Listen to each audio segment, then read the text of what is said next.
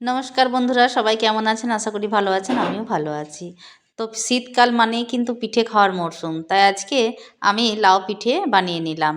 তো প্রথমে একটা বড় সাইজের লাউ কেটে আমি সেদ্ধ করে নিয়েছি, আর এদিকে এই আতপ চালটা ধুয়ে ভালো করে শুকিয়ে তারপর মিক্সির জারে দিয়ে আমি চালের গুঁড়ো বানিয়ে নেব।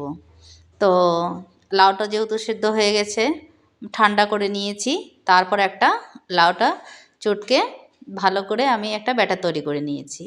তো এবার ব্যাটারের মধ্যে দিয়ে দিচ্ছি শুকনো চালের গুঁড়ো, আর এদিকে পেঁয়াজ আর আদা কাঁচা লঙ্কা একসাথে পেস্ট করে ব্যাটারের মধ্যে মিশিয়ে দেব।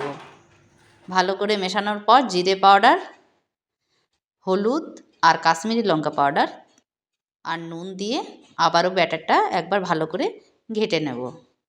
ওদিকে বাটির মধ্যে আমি তেল নিয়ে নিয়েছি, তাওয়া গরম হতে দিয়েছি। লাউয়ের একটি ছোট টুকরো অংশ নিয়ে তেলটা তাওয়ার মধ্যে বুলিয়ে দিচ্ছি। এবার দেখুন একটা একটা করে পিঠে আমি বানিয়ে নিচ্ছি। একবার এপিট ওপিট করে উলট পালট করে পিঠেগুলো ভালো করে ভেজে নিচ্ছি। তো বন্ধুরা, আমার এই ভিডিওটি যদি ভালো লেগে থাকে অবশ্যই কমেন্টে জানাবেন এবং চ্যানেলটি সাবস্ক্রাইব করার অনুরোধ রইল।